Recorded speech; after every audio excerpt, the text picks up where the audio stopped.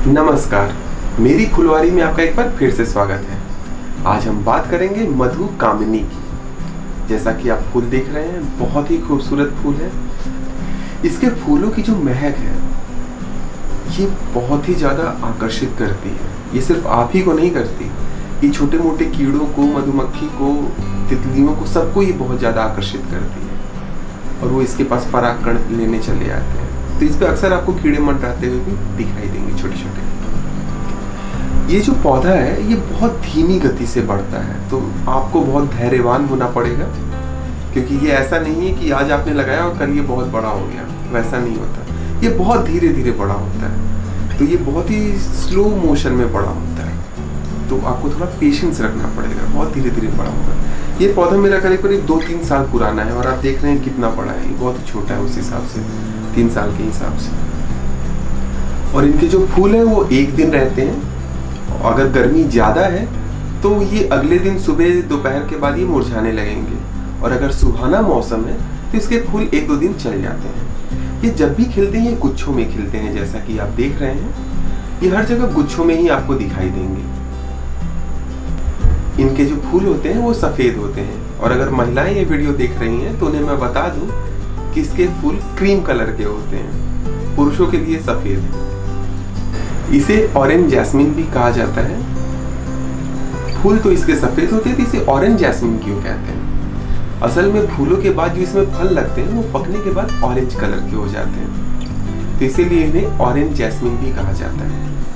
ये असल में रेन फॉरेस्ट के पौधे हैं, तो इन पौधों को नमी बहुत पसंद है, तो ये जहाँ भी लगाएं ज़मीन में नमी रहे।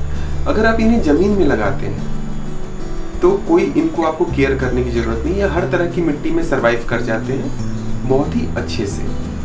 लेकिन अगर आप इसे गमलों में लगा रहे हैं तो आपको इस बात का ध्यान रखना होगा कि गमले में हमेशा नमी बनी रहे, वैसी मिट्टी में लगाएं।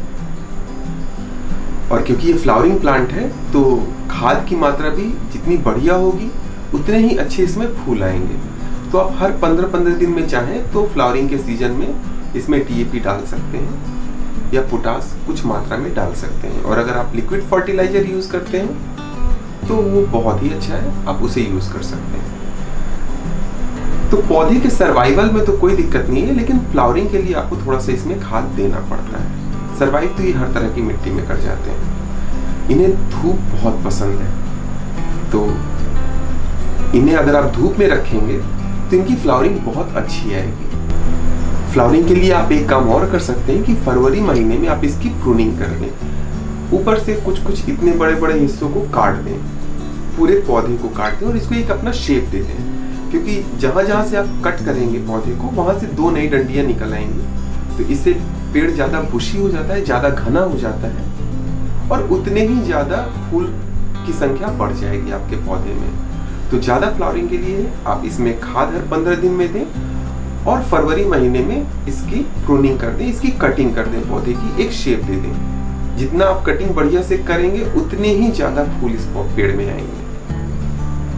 जमीन में लगने पे तो ये बिल्कुल पेड़ का रूप ले लेता है। अगर आप इसे बिल्कुल काटे नहीं तो ये करीब 23 फीट तक के पेड़ बन जाते हैं। बहुत से लोग जिनके घर के बाहर ज़मीन खाली होती है तो इससे बाउंड्री बना देते हैं इसकी, जो रात को बहुत ही बढ़िया महकता है, और उसकी कटिंग करके वो पूरा बाउंड्री का रूप दे देते हैं। तो ये काफ़ी अच्छा लगता है। लेकिन अगर आपके पास उतनी ज़मीन नहीं है तो आप इसे गमले में लगाएं। इसकी 3 वैरायटी आती है। ये मेरे पास देसी वाली है, मेन वाली, तो इसमें फूल थोड़े कम होते हैं। इसके अलावा जो है, जो दूसरी वैरायटी आती है इसकी डार्क वैरायटी आती है, जो कि गमलों के लिए होती है। ये अगर आप देसी वाली लगा रहे हैं, जो बड़ी वाली जो वैरायटी है, इसको अगर आप लगा रहे हैं तो इसको कम से कम 15 से 20 इंच के गमले में लगाएं। 20-22 इंच का अगर गमला है तो काफ़ी अच्छा है। लेकिन अगर आप डार्क वैरायटी का अगर लगा रहे हैं कामनी, तो उसके लिए आप 10-15 इंच के पॉट में भी वो बहुत अच्छा सर्वाइव करता है। वो पेड़ बहुत ही छोटा होगा, लेकिन उसमें फूल इससे कई गुना ज़्यादा आते हैं। इसके अलावा आजकल एक टेबल कामनी भी आ गया है, जो बिल्कुल छोटे छोटे पॉट में लगता है और बहुत ही छोटा पौधा होता है उसका। उसमें फ्लावरिंग बिल्कुल नहीं होती है, वो बस 100 पीस के लिए होता है। सिर्फ पौधा बहुत खूबसूरत देखने में लगेगा। तो अगर आप नर्सरी से ले रहे हैं तो आप इसकी डार्क वैरायटी भी ले सकते हैं गमलों के लिए, और ज़मीन में लगाना हो तो बेस्ट यही है। इसके जो फ्लावरिंग का सीज़न है ये मार्च से शुरू हो जाता है और ठंड आने तक बहुत अच्छे से फ्लावरिंग करता है। सबसे अच्छी फ्लावरिंग ये बरसात के मौसम में करता है। वैसे भी ये वर्षावन का पौधा है तो बरसात इसको बहुत ही पसंद है, और धूप, जितना धूप और बरसात इसको मिलेगा ये उतनी अच्छी फ्लावरिंग करेगा। गर्मियों में पूरे समय तक ये फ्लावरिंग करेगा, लेकिन और ज़्यादा घना फूल जो आएगा वो बरसात के मौसम में आएगा।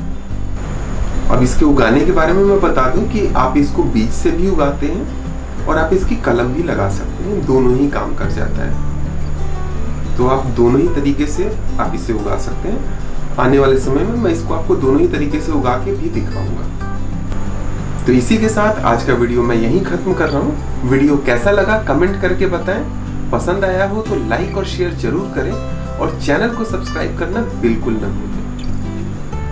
हम नेक्स्ट वीडियो में फिर एक नए पौधे के साथ मिलेंगे। तब तक के लिए नमस्कार।